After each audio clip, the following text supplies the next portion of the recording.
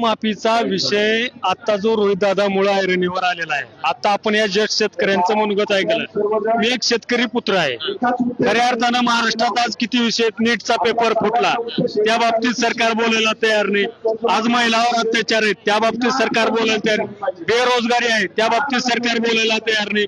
शेतकरी कर्जमाफी जी 2019 मध्ये उद्धव साहेब ठाकरे आणि महाविकास आघाडीचं सरकार असताना आदरणीय शरदचंद्रजी पवार साहेब यांच्या मार्गदर्शनाखाली उद्धव साहेब ठाकरे यांनी जाहीर केलेली जी कर्जमाफी होती ती सरसकट होती. त्याच्यात काही अट नव्हती. 7-12 शेतकरी आणि त्याला 2 लाख. आता ही कर्जमाफी नाही, कर्ज वसुली.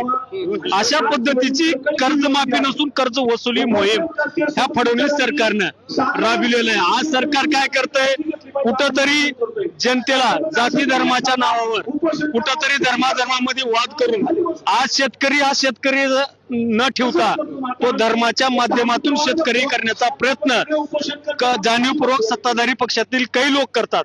आज रोहितदादा काय कमी आहे, इथं आपण बघू शकता रोहितदादाचे वडील उन्हात बसलेत. ह्या कुटुंबाला आज काय कमी आहे, खरं जर बघितलं आपण तर महाराष्ट्रातला सगळ्यात सदन कुटुंब आहे. परंतु तो एक युवा आमदार कशापायी बसला तर इथल्या शेतकऱ्याला न्याय मिळावा, इथल्या युवकाच्या हाताला रोजगार मिळावा.